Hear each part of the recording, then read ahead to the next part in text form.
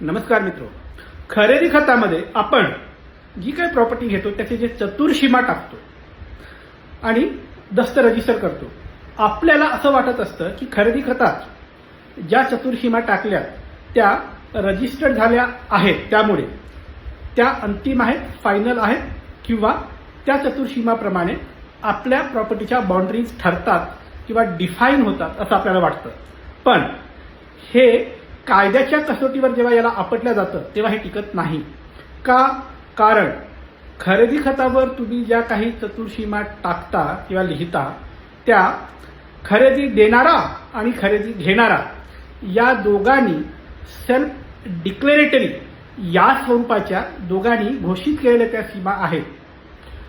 पण या सीमा अंतिम मानल्या जात नाहीत किंवा त्या प्लॉटच्या बाउंड्रीज आहेत त्या अंतिम मानल्या जात नाही. का मानल्या जात नाही? कारण आपल्याकडे भूमी अभिलेख नावाचं एक डिपार्टमेंट आहे. तो डिपार्टमेंट कोणाच्याही मालकी हक्काच्या प्लॉटच्या अंतिम सीमारेषा निश्चित करून देण्याचं काम त्या भूमी अभिलेखचं आहे. बरं, मग त्याला प्रोसेस काय असते? तुम्ही भूमी अभिलेखकडे अर्ज दाखल करायचा, प्लॉटचा नंबर, 7/12 क्षेत्र हे सगळं द्यायचं आणि त्यांना सांगायचं की तुम्ही या मोजणी करा आणि आमच्या सीमारेषा निश्चित करून द्या.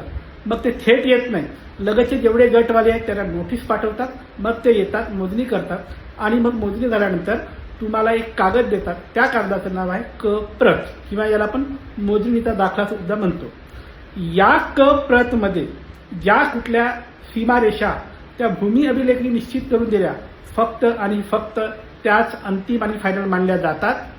मग तुमच्या दस्तामध्ये जर सीमारेषा दिल्या असतील आणि त्या या भूमी अभिलेखच्या क प्रतशी जर विसंगत असतील तर कायदा असं म्हणतो क प्रतमधल्या सीमारेषा किंवा तुमच्या ज्या काही प्लॉटच्या बाउंड्रीज आहेत त्या अंतिम आहेत. तुमच्या खरेदी खतातील सेल्फ डिक्लेरेटरी स्वरूपाच्या सीमारेषा अंतिम मानल्या जात नाही.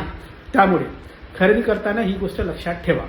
आता 2 सूचना: थेट फोन करायचा नाही, अजिबात करायचा नाही. खूप महत्त्वाचं काम असेल तर व्हॉट्सअपवर मेसेज टाका. आणि दुसरं, वैयक्तिक सल्ला मोफत नाही, त्यासाठी फीज लागू आहे. बाय.